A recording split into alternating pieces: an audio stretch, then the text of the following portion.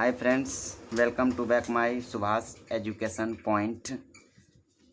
आज मैं आप लोगों के लिए कुछ अलग सा टॉपिक लाया हूं, जैसे कूलॉम्स लॉ। पिछले वीडियो में मैं गॉस थ्योरम के बारे में बताया था। आज मैं कूलॉम्स लॉ के बारे में बताऊंगा और अगले वीडियो में मैं कूलॉम्स लॉ व गॉस थ्योरम के बारे में बताऊंगा।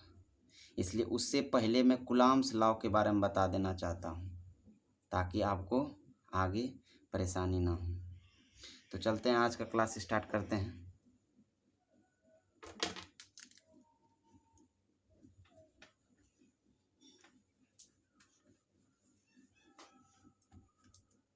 तो हेडिंग देते हैं दोस्तों,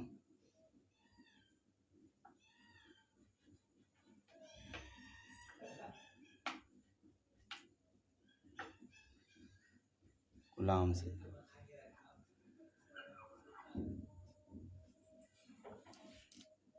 चलिए दोस्तों, स्टार्ट करते हैं।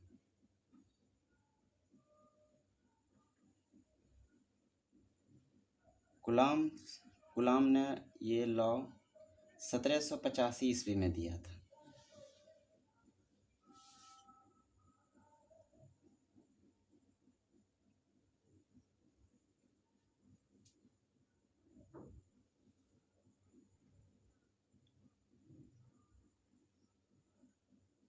कूलॉम नामक वैज्ञानिक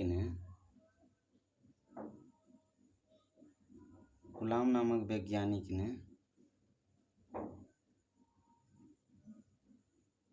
अपने प्रयोगिकों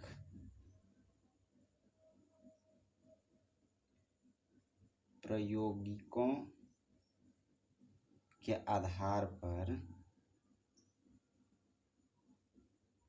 विद्युत आवेश से संबंधित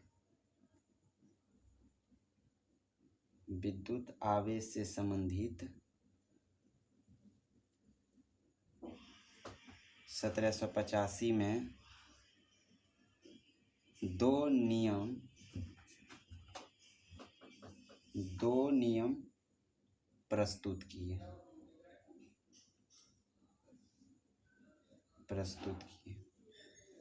जो कि कूलॉम का नियम के नाम से जाना जाता है।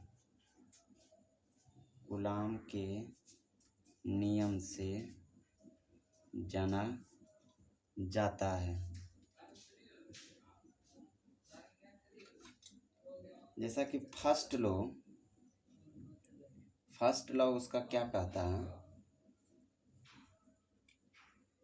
फर्स्ट लॉ यह कहता है, द रिपल्सिव और attractive force is developed between two charges, which is known as electric force. जैसा कि इसको हिंदी मीडियम का भी बच्चा है, उसके लिए हिंदी से भी लिख देते हैं। दो आवेशों के बीच आकर्षण और विकर्षण बल उत्पन्न होता है। कूलॉम्स का फर्स्ट लॉ क्या कहता है? रिपल्सिव और attractive forces develop between two charge. Electric forces develop two charge. दो आवेशों के बीच आकर्षण और विकर्षण बल उत्पन्न होता है। दो आवेश हो गया, Q1 और Q2। दोनों जो है अलग अलग तरफ फोर्स लगा रहा है। ये इधर लगा रहा है तो ये इधर लगा रहा है, तो इसे क्या कहते हैं? Repulsive force. और अट्रैक्टिव में क्या होता है? अट्रैक्टिव में यह होता है कि दोनों एक ही तरफ फोर्स लगा रहे हैं, इसे अट्रैक्टिव फोर्स कहते हैं।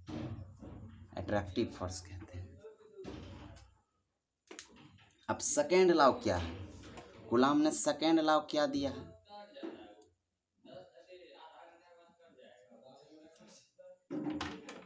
सेकेंड लॉ क्या है? The electric force is proportional, the electric force is proportional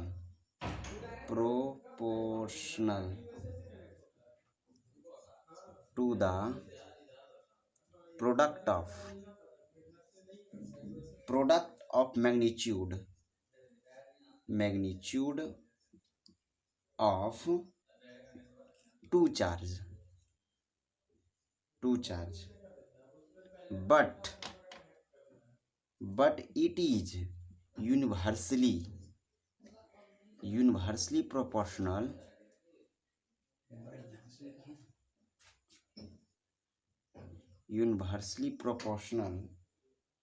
to the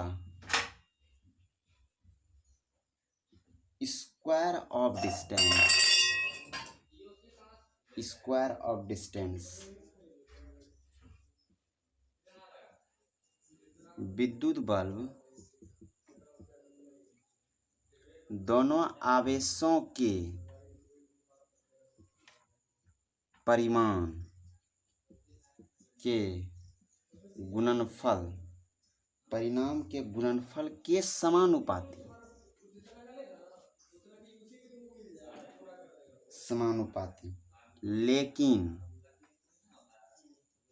लेकिन इसके बीच का जो दूरी होता है, इसके बीच के दूरी के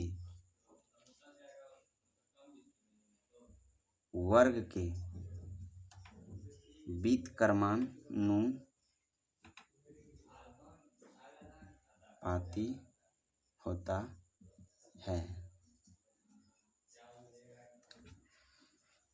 सेकेंड लॉ क्या था दोस्तों? The electric force is proportional to the product of magnitude of two charge but it is universally proportional the square of distance.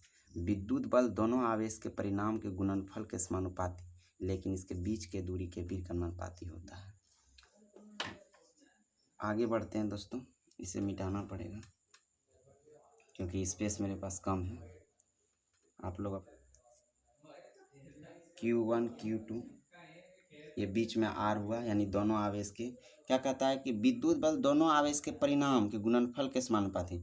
विद्युत बल F हुआ दोस्तों, Q1 और Q2 यानी दोनों आवेश के गुणनफल के समानुपाती होता है, लेकिन इसके बीच के दूरी के व्युत्क्रमानुपाती होता है। लेकिन इसके बीच के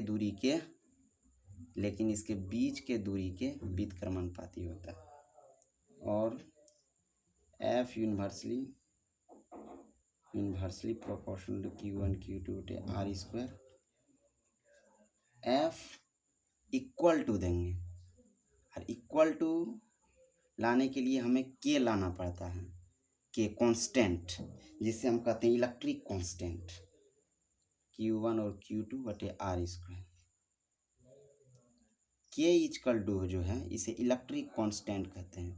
इलेक्ट्रिक कांस्टेंट या कुलाम्स कांस्टेंट ने दिया, तो कुलाम ने कांस्टेंट लाया था, इसे ही किसके नाम से ही कहा जाता है? Coulomb's constant.